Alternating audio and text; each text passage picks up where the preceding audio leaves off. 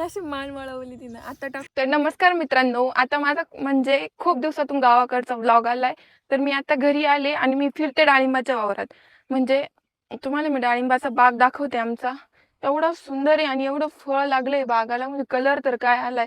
तुम्ही हा डाळिंबाचा बाग बघू शकता, याला किती सुंदर कलर आलाय. आता एवढे डाळिंब लागले. आता इथं बघा तुम्ही, याचा कलर किती सुंदर आलाय, असं लाल लाल भडक झालाय कलर. आणि काही काही ठिकाणी तर एवढं फळ लागलंय, एवढं फळ, एवढा भारी दिसतोय बाग डायरेक्ट आता असं.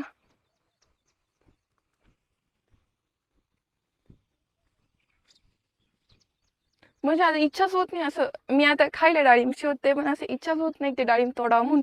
लाल लाल असं डाळिंब दिसतंय मस्त झाडाला, असं वाटतं नको तोडायला, पण खायचंय म्हणून तोडणार आहे मी.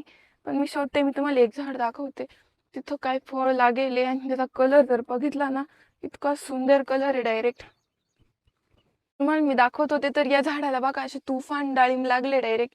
एवढे डाळिंब लागले आणि डाळिंबाला कलर तर काय आला. आता मी हे एक डाळिंब तोडलंय. तुम्ही याचा या डाळिंबाचा कलर बघा. इथे एक छोटासा डाग आहे, पण त्याला काही इतकं मोठं डाळिंब आहे. आणि आता अशी तर सुरुवात आहे, अजून 3 महिने जायचे या डाळिंबाच्या बागाला. 3 महिन्यानंतर हा खरा काढायला येईल.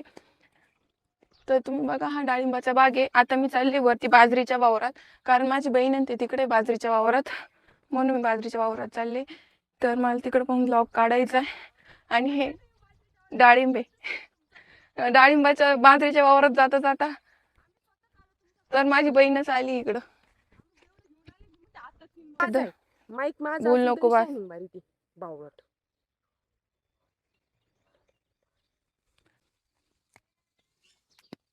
आणि मी कॅमेरा धरायला माझी बहीण कॅमेरा धरायलाय आणि मी इकडे बोलायलाय. म्हणजे मी डाळिंब खाते आता. कर मग. हे बघा तुम्हाला मी डाळिंब सोलून दाखवते. आता इथं सोलायला काही नाही, मी हाताने सोल. कलर बघा कसा आलाय आतमध्ये.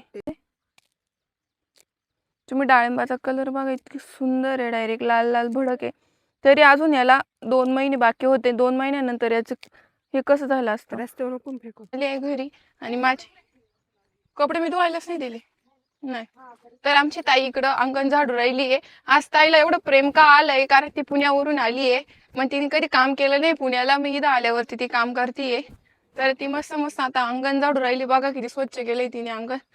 आणि हीच आहे ती मुलगी, तिने एवढं स्वच्छ केलंय.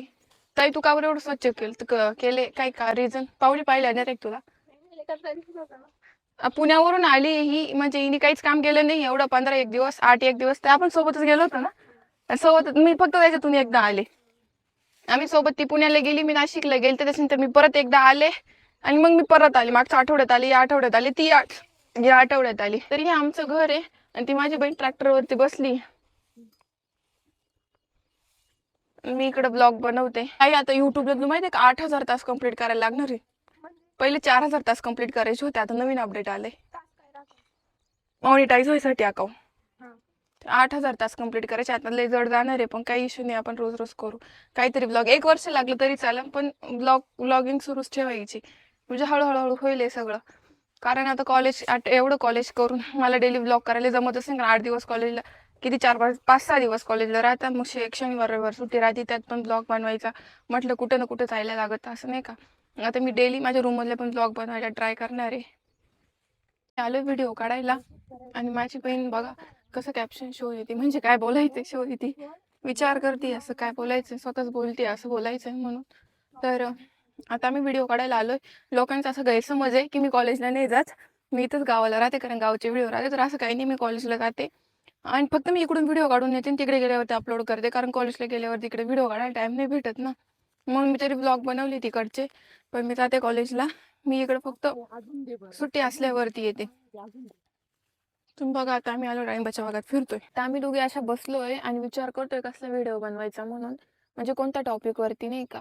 आम्ही डेली ब्लॉग टाकायचो, पण ते ब्लॉग एडिट करायला लय वेळ जातो. मग असं कधी कधी टाकतो. ते आता कधी कधी टाकणार आहे. माझ्याकडे ब्लॉग पण आहे, पण ते एडिट करायला लय वेळ जातो ना. मग असं टाइम जेव्हा भेटेल ना तेव्हा टाकणार. आता माझी बहीण शोधती, विचार करतीये की काय बनवायचं आपल्याला म्हणून. पण आम्ही दोघे सोबत बनवणार, कारण आम्ही दोघे सोबत असलो ना तो व्हिडिओ पण खूप भारी होतो.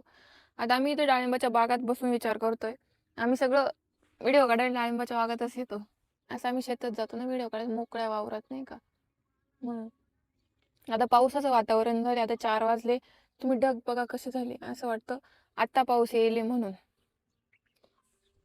माहितीये का माझी बहीण व्हिडिओ कसे काढते मी सांगते सहजपणे काहीच मिळत नाही, प्रत्येक गोष्टीसाठी कष्ट हे करावेच लागतं.